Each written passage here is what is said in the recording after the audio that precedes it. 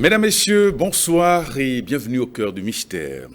À l'instar du monde physique, le monde invisible est tout aussi fortement hiérarchisé.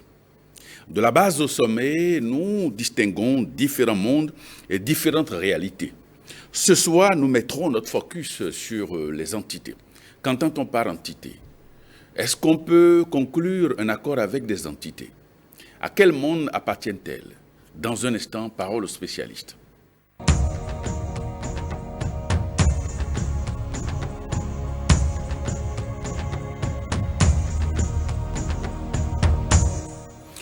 Roy Salomon Aléchou, bonsoir. Bonsoir.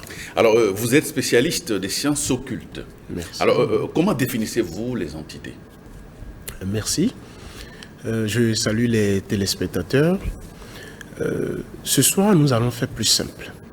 Nous allons faire plus simple parce que nous allons permettre à tout le monde de pouvoir comprendre et de pouvoir entrer un peu dans l'univers des entités. Nous allons commencer par des exemples symboliques afin de permettre aux gens de bien comprendre.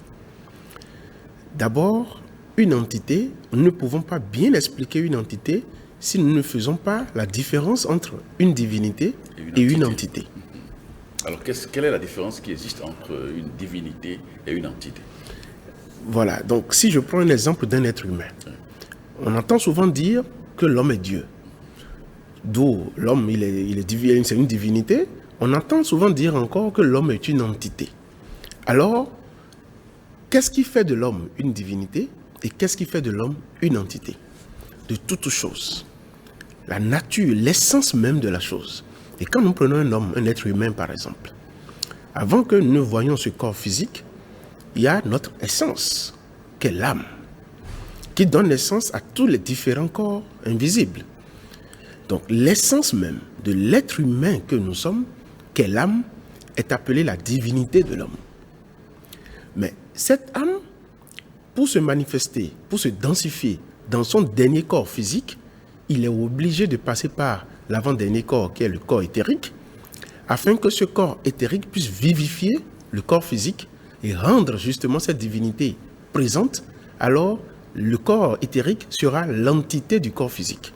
Parce que c'est par le corps éthérique que justement l'âme ne peut s'exprimer dans le corps physique. Donc ça c'est au niveau d'un être humain. Donc l'être humain, l'âme est le principe, le début, l'essence de toute chose. Alors nous parlerons de divinité de l'homme quand on parle de l'âme, et nous parlerons de l'entité de l'homme quand on parlera de son corps éthérique qui le vivifie, qui vivifie son corps physique. Je prends un autre exemple d'une des entités que nous avons, afin que les gens comprennent bien. Je prends par exemple la divinité de la terre. On parlera de divinité de la terre lorsqu'on fera référence au principe de la terre, l'énergie qui a créé la terre. Et quand on fait référence à une telle énergie, on parlera de divinité de la terre. Mais vous allez voir, ce qu'on observe, les entités qu'on observe, c'est la masse qu'on a. Une fois qu'on fait appel à la divinité de la terre, la divinité ne peut pas descendre, c'est une vibration beaucoup trop forte. Donc ça ne peut descendre que par son corps éthérique. Et c'est lorsque le corps éthérique de cette divinité de la terre prendra corps dans la masse que vous voyez, on parlera d'entité de la terre. Donc la divinité, c'est le principe de la chose, l'essence même de l'énergie, ce qui existe même avant même qu'on ne parle de la terre. Parce qu'avant même qu'on ne parle de l'énergie de la terre, avant même qu'on ne parle de l'énergie de l'homme, c'est qu'il y a une énergie primordiale. Donc c'est cette essence de la chose que nous appelons divinité. Mais par contre, quand ça se matérialise, ça se densifie, soit de façon physique, nous parlerons d'entité, parce que là, il n'y a que le corps éthérique qui maintenant fait la matérialisation. Voilà. Alors, si on doit procéder à une sorte de classification des entités, combien d'entités ou quel type, regroupement d'entités l'on peut être amené à préciser aux téléspectateurs? En termes d'entités, comme je l'ai dit tout à l'heure, il y a au plus 3 ou 4 groupes d'entités dans lesquels maintenant nous avons des multitudes. Mais nous allons nous concentrer uniquement sur ces 4, sur ces 3, je dirais. Nous avons d'abord ce qu'on appelle les entités célestes. Les entités célestes sont des entités qui vivent dans l'astre. Après, nous avons ce que nous appelons des entités soit intermédiaires ou éthériques. Ce sont des entités qui vivent dans l'éther. Et après, nous avons l'autre catégorie des entités démons. Et ces entités démons, ce sont des entités de la terre. Je tiens à préciser, quand on parle d'entités démons, ça ne veut pas dire démoniaque. Ce n'est pas une entité diabolique, pas du tout. Le nom démon vient de la terre, du monde. Donc les entités de la terre, les entités du monde sont appelées des entités démons. Ces entités peuvent être bienfaisantes comme malfaisantes. Ouais. De la même manière, et tout à l'heure, quand on parlait de ces trois classifications, en disant que il y a les entités célestes, ça ne veut pas dire que les entités célestes sont supérieures aux entités éthériques. Et ça ne veut pas aussi dire qu'elles sont supérieures aux entités démons. Mais chacun a sa place afin que l'équilibre ne soit. Pourquoi? Parce que nous sommes dans une classification de taux énergétique et de vibration. Donc, le monde dans lequel nous sommes est dans une forme de vibration donnée et a besoin d'une forme d'entité. Donc, ces entités qui doivent se manifester dans ce taux vibratoire sont classifiées, sont qualifiées du moins d'entités démons. Donc, ce n'est pas que les entités célestes sont supérieures. Ce n'est pas aussi non plus que les entités intermédiaires qui sont dans le monde éthérique sont supérieures, pas du tout. Mais chaque entité joue son rôle par rapport à sa classification, par rapport à son monde d'existence.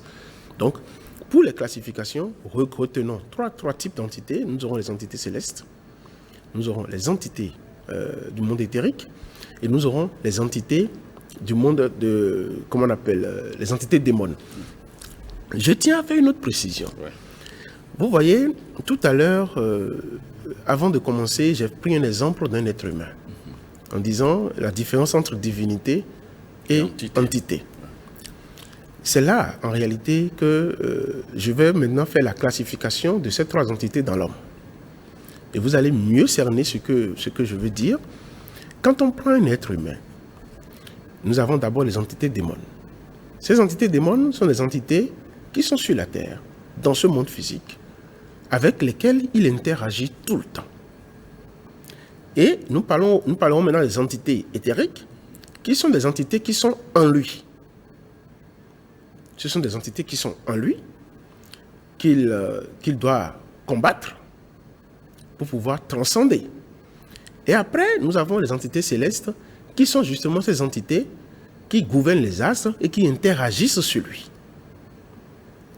Parce que nous sommes dans un système de l'univers où tout interagit, il y a les influences interplanétaires, il y a tout un tas de choses qui influencent pour nous et qui sont alors classifiées par ces différents types d'entités.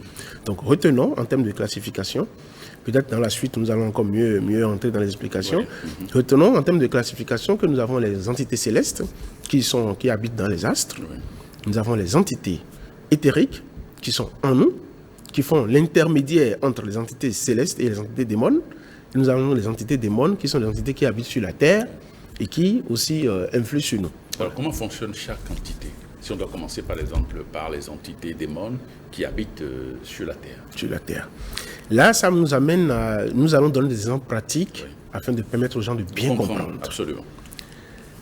Les entités démons, nous allons prendre par exemple les entités qui vivent dans nos maisons familiales. Très bien. Ce sont des entités démons.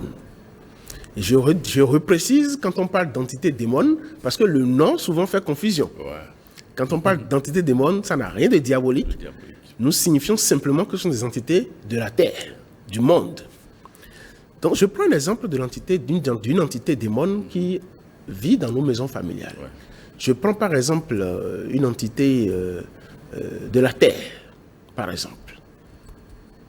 Une telle entité, vous allez voir d'abord, pourquoi dit-on que l'entité, si je prends l'exemple de l'entité de la terre, l'entité existe chez nous, dans nos maisons familiales. Que se passe-t-il? Il y a sûrement quelqu'un qui a érigé cette entité. Ça peut être un aïeux, ça peut être quelqu'un qui vit avec nous, ça peut être un ancien. Quelqu'un a déjà érigé l'entité, qui a matérialisé l'entité. Et alors, avec des mots de pouvoir qu'on évoque, la divinité de la terre descend dans son corps éthérique, dans la masse, afin d'avoir une certaine dévotion. Mais le danger de ce qui se passe à ce niveau, c'est que une fois que vous commencez une telle dévotion à une telle entité de la terre, vous vous liez en pacte. Tout de suite. Mais tout à l'heure, dans l'organisation de l'homme, on avait dit que tout être humain, né de parents physiques, est composé de 5 éléments. De la terre, de l'eau, du feu, de l'air et de l'éther. L'éther donnant naissance à l'air donnant naissance au feu, le feu donnant naissance à l'eau donnant naissance à la terre. Maintenant, nous sommes sur l'exemple de la terre. Que se passe-t-il? Un être humain, dans l'ordre cosmique, devrait avoir, dans les 4 éléments, c'est-à-dire de la terre, l'eau, le feu et l'air, les 100% d'énergie.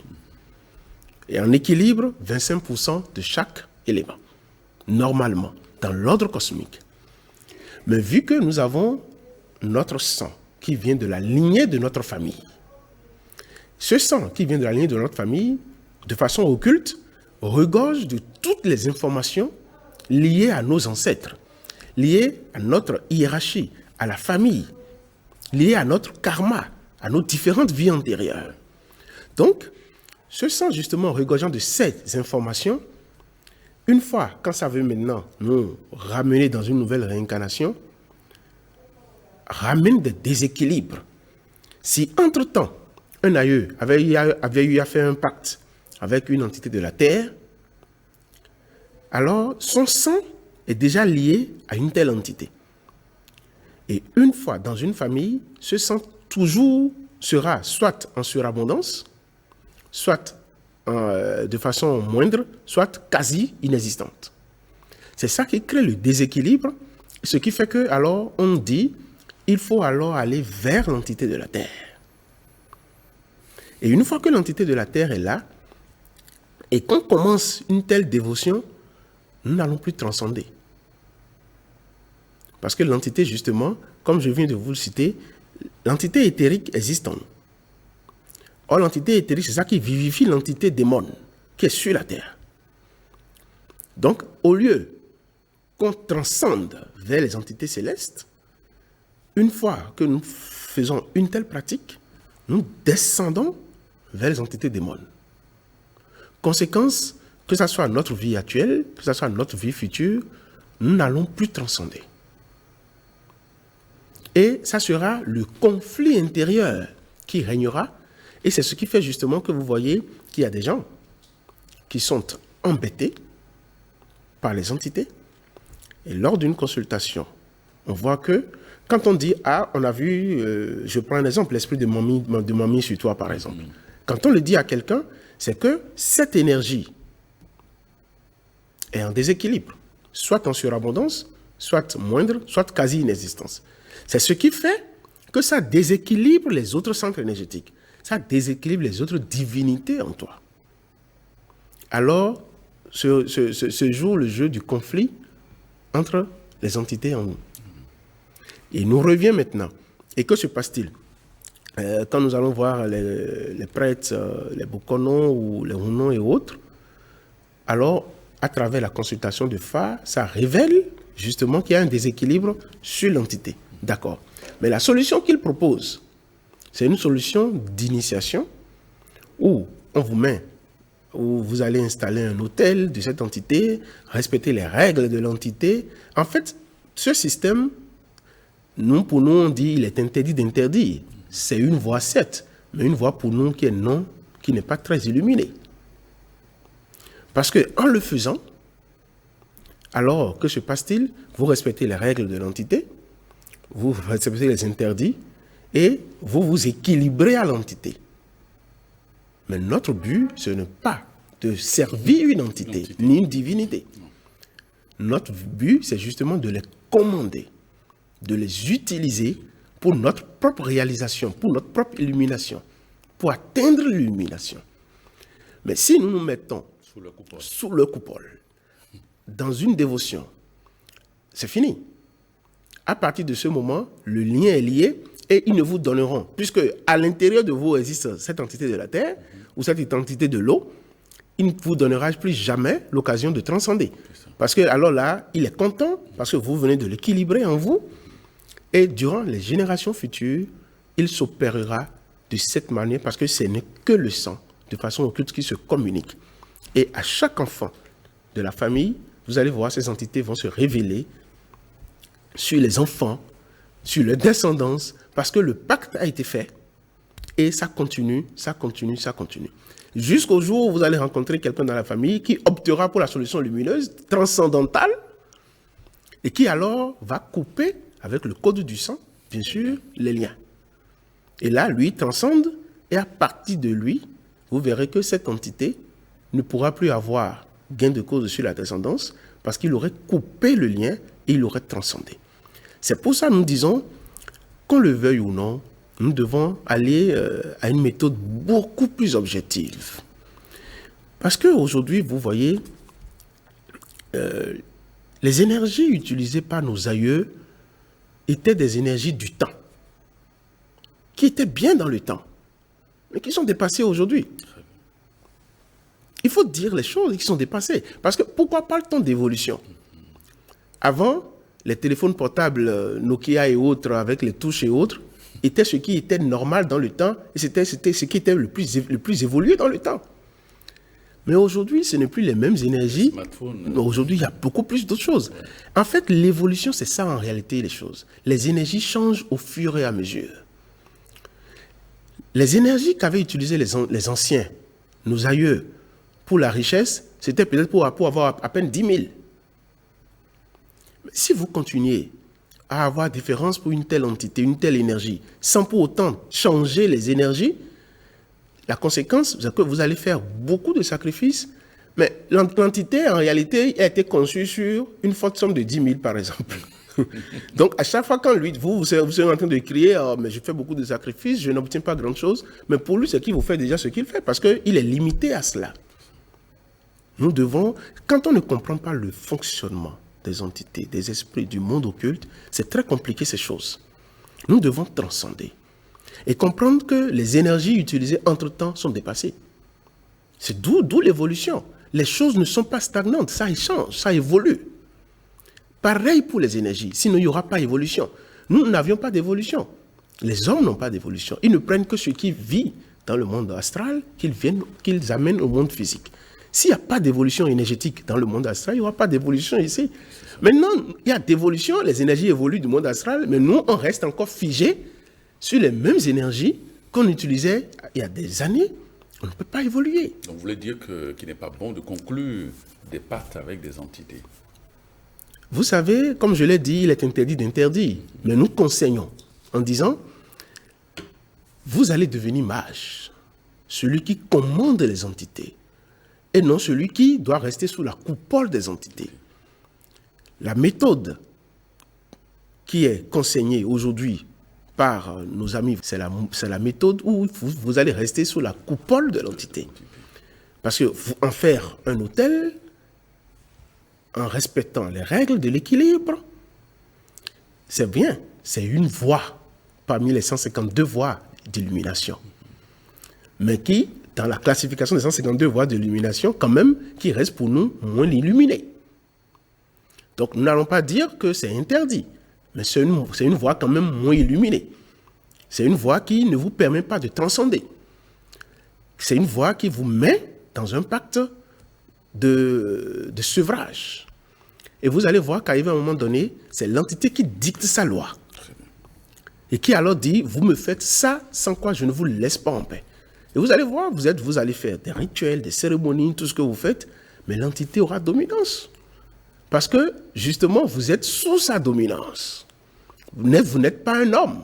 Là, vous êtes un humain. Un homme prend ses responsabilités. Un homme a une divinité. Pas pour adorer les divinités, pas pour adorer les entités, mais pour les commander, pour les utiliser. Donc, à partir de ce moment que vous faites un pacte avec les entités, soyez sûr que tout pacte, tout bon pacte, est lié au sang. tout bon pacte est lié au sang. Et le sang, de façon occulte, comme on l'a dit, est l'âme inférieure. Et regorge de toutes les informations nécessaires pour l'aligner, pour vos expériences passées, pour votre mémoire, pour tout de vous. C'est justement pour ça que nous, dans notre tradition, on dit, une fois qu'on détecte l'entité qui est soit en surabondance chez vous, soit en manque, ou soit qui est quasi inexistante, vous devez aller à la rencontre de l'entité. Parce qu'effectivement, c'est votre chemin initiatique. C'est parce qu'à l'intérieur de vous existe un déséquilibre. Et c'est l'entité, soit l'entité de l'eau, soit l'entité de la terre, du feu ou de l'air, qui est en déséquilibre en vous. Et il vous revient dans votre vie terrestre de justement travailler à donner plus de l'énergie à cette entité en le cassant, en prenant le dessus sur l'entité. Ouais. C'est là les démons intérieurs dont on parle. Quand on dit qu'on a un travail intérieur à faire, il faut travailler sur soi, ce n'est que ça. Pouvoir prendre contrôle sur ces entités éthériques. Pouvoir prendre contrôle sur ces entités intérieures. Mais si nous ne prenons pas contrôle, nous ne prenons pas dominance, et que nous rentrons dans un cycle de servitude, c'est fini. Nous lions les générations futures à cela. Et observez bien, vous allez faire beaucoup de rituels, ça va toujours revenir. Parce que l'entité, pour elle, c'est une très bonne chose. Rappelez-vous ceci, j'ai dit, aucun esprit supérieur ne descend. Jamais. Il revient à l'homme de transcender vers les esprits supérieurs. Par contre, tous les esprits qui descendent ne sont que des esprits classés dans les entités éthériques et démons. Quel est notre but sur Terre? D'être tiré vers le bas ou d'aller vers le haut? C'est d'aller vers le haut. Si c'est d'aller vers le haut, il ne sert à rien de tirer ou de faire des pactes avec des entités démons. Mais par contre, de travailler à la transcendance afin de prendre contrôle sur ces entités. Et une fois que vous prenez contrôle sur ces entités, vous-même vous allez voir. J'ai parmi les gens qui nous fréquentent, il y a, vous voyez, quand on fait une consultation et voit par exemple un déséquilibre d'une entité. Je prends par exemple l'entité Mamiwata. Et ça, c'est courant. Vous allez voir qu'en réalité, les familles qui, dans leur passé, ont vécu pour la plupart au bord des côtes, où il y a la mer, les grandes lagunes et autres, la plupart de ces familles sont influencées par cette entité. Pourquoi? Parce que dans leur survivance, dans le passé, l'eau a été l'élément prépondérant. Parce qu'ils ont vécu à ces niveaux de côte. Et leurs parents, les anciens dans le temps, par rapport aux énergies du temps, parce que ce qu'ils ont fait, c'était bon dans le temps, mais qui sont dépassés aujourd'hui. Donc, dans le temps, ont dû faire des pactes avec ces entités pour justement mettre l'équilibre dans leur survivance. Donc, toutes les familles qui, entre-temps, ont eu des passés de ce genre, vous allez voir que tous les enfants sont, la plupart du temps, embêtés par une telle entité. Mais quand on dit qu'on est embêté par une entité, maintenant, il faut choisir la voie de la transcendance. Je viens d'expliquer la voie que propose la tradition. Et je dis, cette voie, c'est qu'on vous propose certaines initiations. Après, on vous fait un hôtel de cette entité et vous rentrez dans une forme de servitude. Et vous vous vouez au culte de l'entité pour justement atteindre, pour eux, l'équilibre. Et c'est vrai, vous allez observer que quand on fait les rituels et autres, l'entité a tendance à se calmer. Pourquoi? Parce qu'on vient de lui dire, ok, tu es mon patron, je suis là, je suis ton serviteur, alors il se calme. Ce calme n'est qu'un calme temporaire. Et ce calme, c'est juste un calme pour vous faire endormir dans votre spiritualité, afin que ça continue dans la servitude. Mais l'autre voie, qui est d'aller à la rencontre de l'entité, par un rituel, et vous rencontrez l'entité, de façon métaphysique bien sûr, et vous commencez maintenant par affrontée par les vertus, cette entité. Parce que, comme je l'ai dit, ce n'est pas que ce sont des entités négatives. Non. Pas du tout. Mais ils vivent toujours dans un monde de dualité aussi. Ouais. Le bien et le mal. Votre voie illuminative sera justement de transcender en lui opposant que des énergies de lumière. Et en partir de ce moment, c'est un affront, d'où le conflit. Et vous arrivez maintenant à transcender l'énergie, à lui prendre le dessus. Et à partir de ce moment, il devient vous, votre serviteur. Et vous l'utilisez maintenant pour travailler. Quand, par exemple, des gens viennent me voir et que je vois qu'ils sont embêtés par l'esprit de mamie, par exemple, pour leur éveiller l'esprit, je n'utilise que le côté de l'esprit en moi, que j'ai transcendé, que j'appelle sur toi, et que ça régénère. Parce qu'il faut pouvoir les commander. Si vous êtes dans une forme où vous êtes dans une survivance, ou dans une servitude, vous n'aviez pas transcendé. Et là, ce n'est pas la voie la plus illuminée.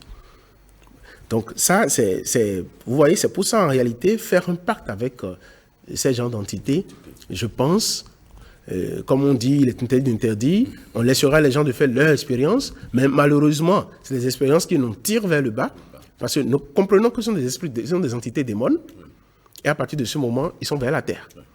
Notre objectif, c'est d'aller vers le haut. Maintenant, on va parler des entités célestes. Les entités célestes. Quand on prend les entités célestes, par exemple, vous voyez, c'est ce que je dis. Sur la voie illuminative, vous êtes obligé maintenant de transcender vers ces entités. Parce qu'ils n'auront jamais le temps de descendre vers vous. Non seulement ils n'auront pas le temps, mais ils n'auront pas l'énergie nécessaire. Parce que l'énergie vers le bas est trop dense. Et ils sont dans un taux vibratoire beaucoup plus fluide. Donc ils n'auront pas le temps, ils ne pourront même pas descendre. Mais ces entités, par exemple aussi, vous allez aussi les commander. Vous êtes un homme et vous ne pouvez être sous la servitude d'aucune entité. Parce que votre âme, qui est une âme individuelle, vient de l'âme primordiale qui est Dieu. C'est comme un arbre à ses branches. Nous sommes des âmes individuelles qui tous reliées à l'âme primordiale, universelle. C'est la vérité qu'il faut réaliser. Et nous allons utiliser aussi ces entités célestes pour atteindre cette vérité. Donc, la même loi qui est appliquée aux entités démons est appliquée aux entités célestes. Je me réjouis et puis parfois j'ai discuté avec un pasteur la dernière fois on parlait des esprits, des entités et qui était contre les entités démons et je lui ai posé une question, je lui ai demandé quand vous priez chez vous et que certaines entités se manifestent dans les églises et que les gens tombent et que vous dites que sous l'action du Saint-Esprit, j'ai dit, quelle est l'entité qui descend pour travailler?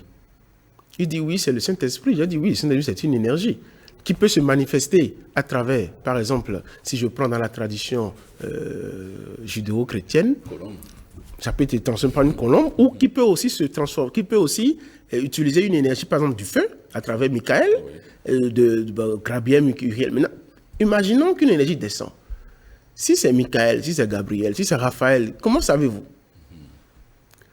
Vous allez tout de suite dire, oui, le Saint-Esprit a travaillé, d'accord. Mais comment savez-vous par quelle entité il s'est manifesté? Vous devez aller à la connaissance de ces entités. Et comprendre qu'en réalité, il n'y a que l'énergie universelle. Et l'homme doit travailler pour justement devenir un avec cette énergie universelle. Donc, les entités que nous classifions d'entités célestes, je viens d'en citer un peu dans la tradition judéo-chrétienne, nous ne sommes pas sous leur servitude. Autrement, vous ne pouvez pas le commander.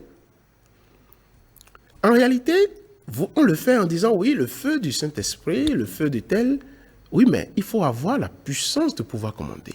C'est ce qui s'est passé dans la tradition chrétienne, dans l'exemple qui est dans la Bible, où les disciples de Jésus essayaient de renvoyer des esprits maléfiques. Mais vous, qui êtes-vous? Parce qu'il disait au nom de Jésus, il dit, vous qui êtes-vous? Jésus, on le connaît, mais vous C'est pour leur dire, Jésus a transcendé. Une fois transcendé, il a le pouvoir du Verbe. Une fois transcendé, il rentre dans la magie.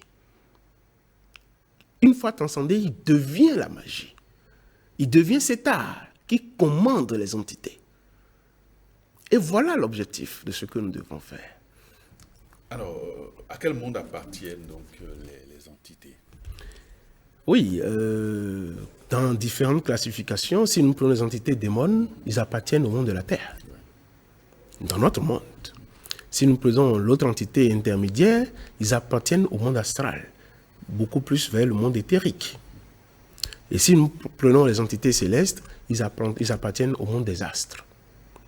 Donc chaque entité est dans sa classification, dans son monde, liée à son taux vibratoire pour pouvoir travailler. Mais tant que, et je reprécise que ce n'est pas parce qu'une entité est céleste qu'elle est supérieure à une entité démon. Non. Pas du tout.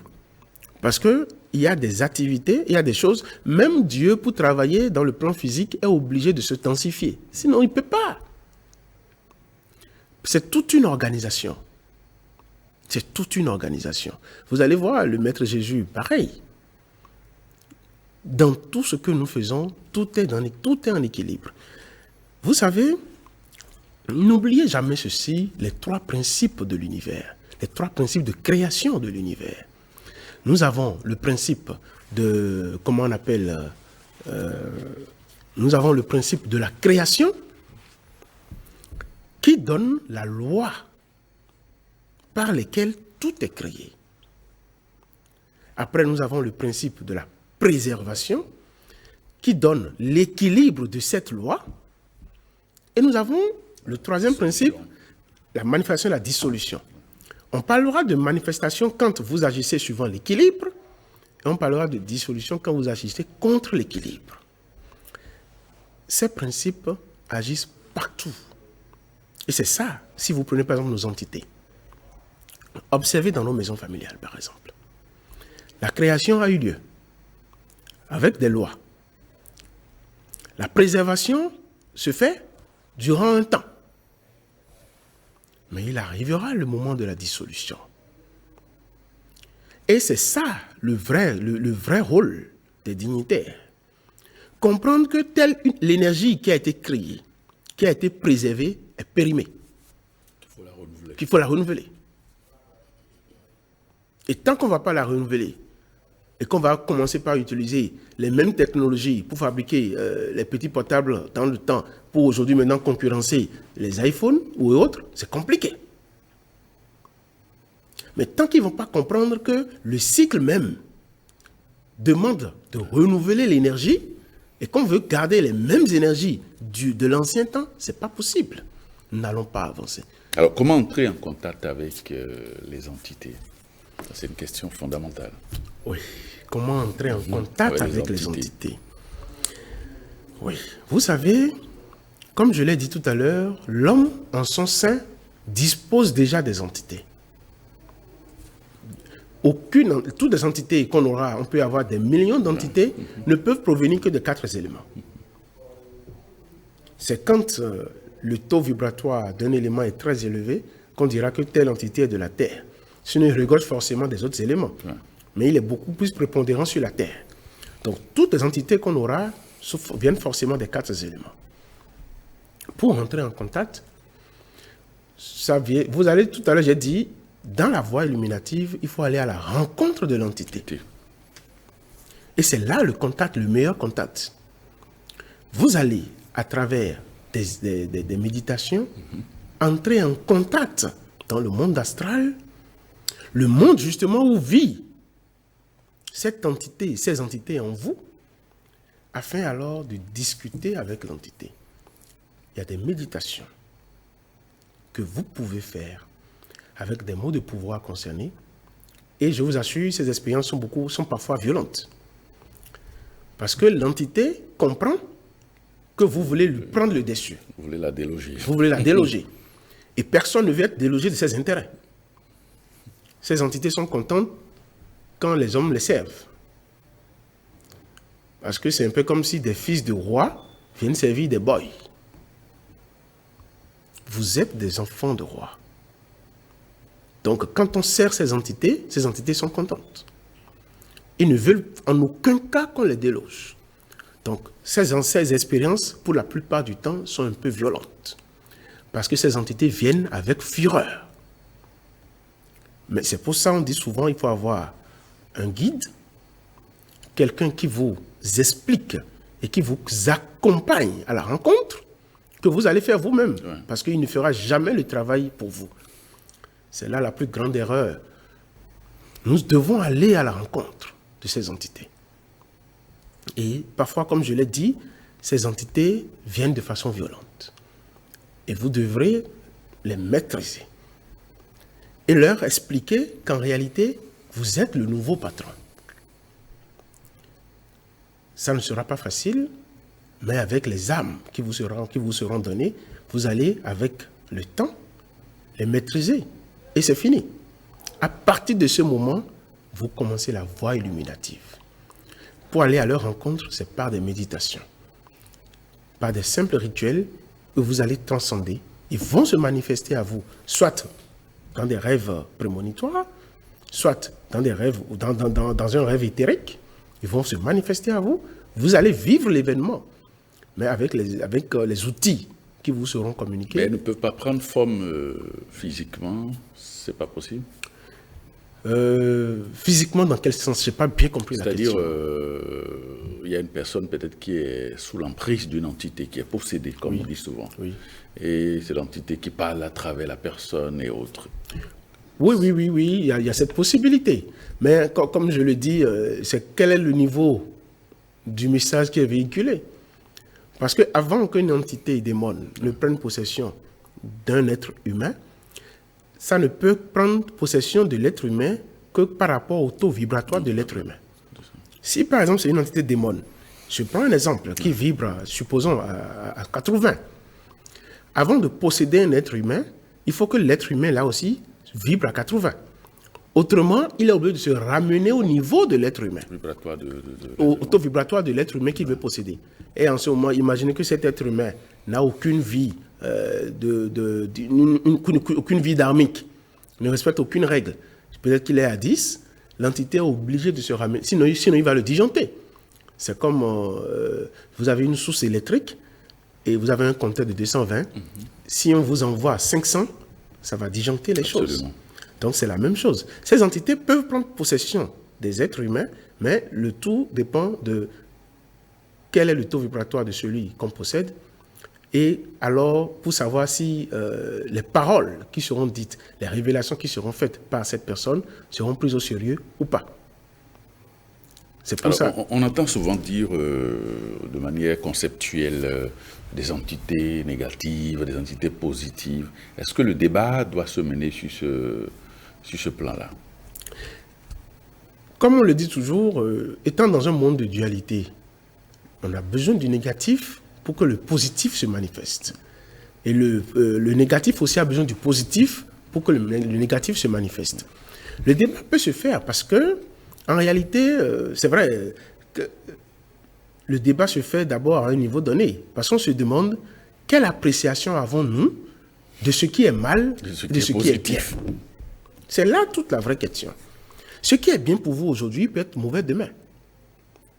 Donc, vous parlez suivant vos expériences, suivant ce que vous voulez, et à partir de ce moment, vous trouvez que c'est négatif, mais demain, ça sera aussi positif.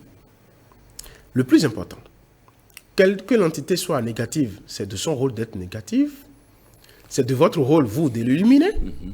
Maintenant, si vous ne l'illuminez pas, c'est normal qu'elle vous embête, qu'elle crée à l'intérieur de vous ce conflit, parce que vous avez déjà les quatre. S'il y a un élément qui est en déséquilibre et qui se porte sur vous, alors il ne veut plus laisser les autres énergies se matérialiser.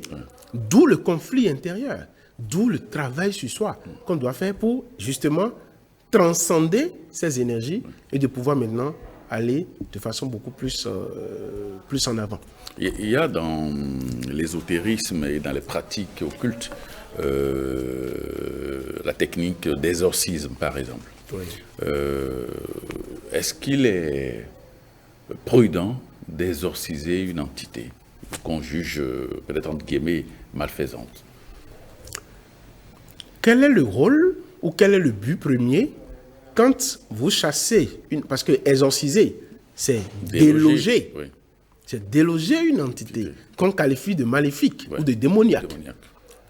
Une fois que vous finissez d'exorciser, vous n'aviez rien fait. Vous venez juste de déplacer le problème. Parce que vous allez le déloger, mais il faut qu'il aille quelque part. Parce qu'il doit vivre. C'est clair. Donc, en réalité, ces événements ne sont que du folklore. Vous délogez une entité, mais vous ne la tuez pas.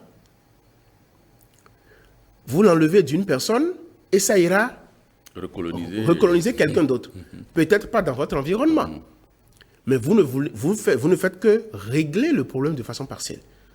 De déplacer le problème. La meilleure méthode serait d'apprendre aux gens à aller à transcender. À soumettre l'entité qu'ils qualifient de démoniaque, de maléfique, en eux. Parce qu'ils ont déjà les éléments en eux. Et en le faisant, vous purifiez l'entité en vous.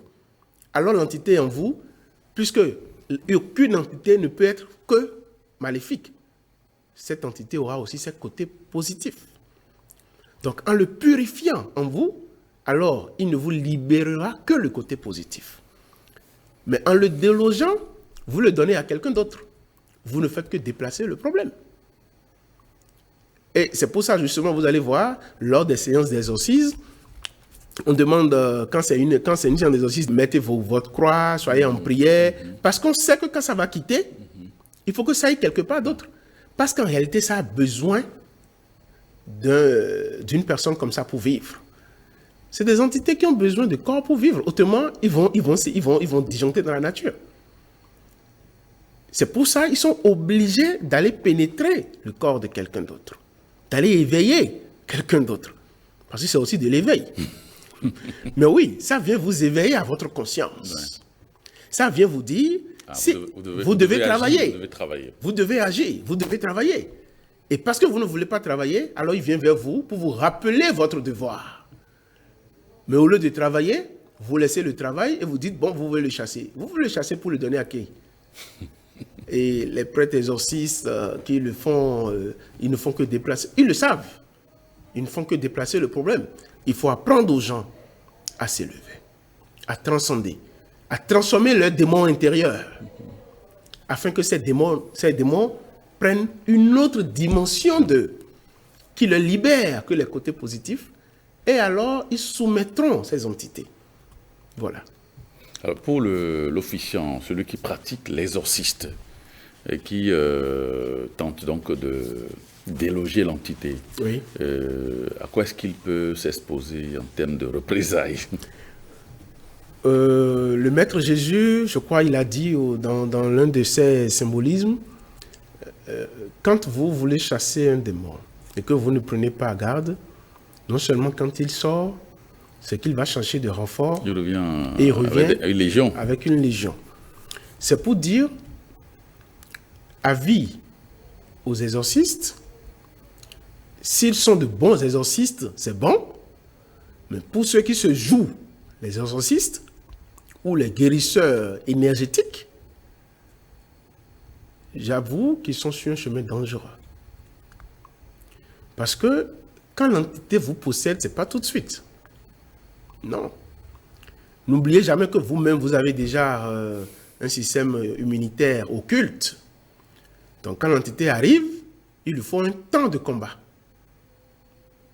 Et qu'il commence par détruire votre système immunitaire. Parce que vous pensez que vous voulez exorciser l'autre.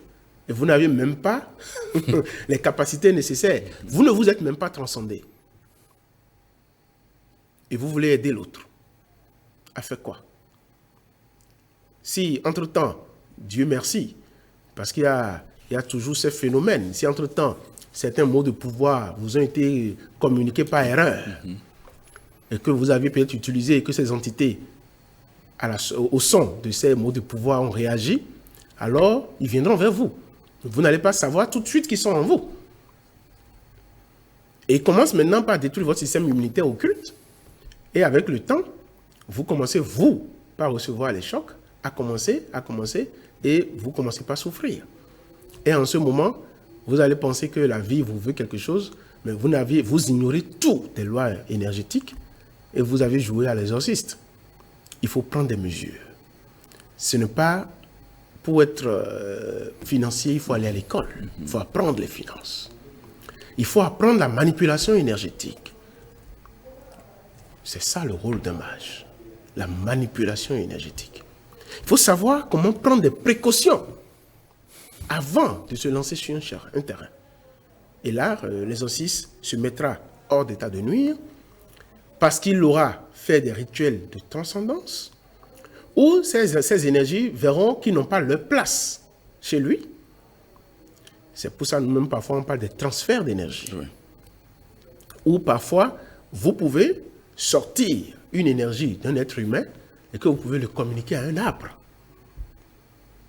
au lieu de le laisser dans la nature.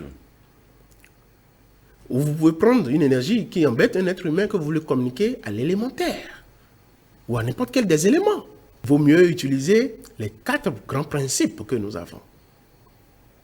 Ou la méthode a été utilisée par le Maître Jésus. Quand les démons sont entrés dans le porc, ils sont allés dans l'eau. En réalité, ce n'est pas pour tuer juste les porcs, non.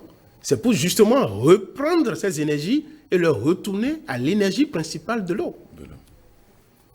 Afin que l'eau puisse les maîtriser. Donc, à partir de ce moment, il faut comprendre le phénomène, comment ces choses fonctionnent, et de pouvoir les utiliser correctement.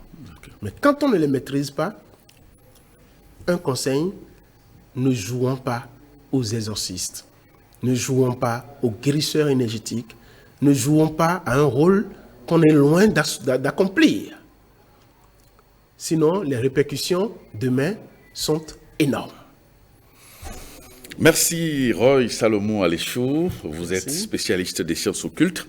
Merci de nous avoir apporté ces précisions sur la notion, le concept d'entité. Merci et à très bientôt. À très bientôt.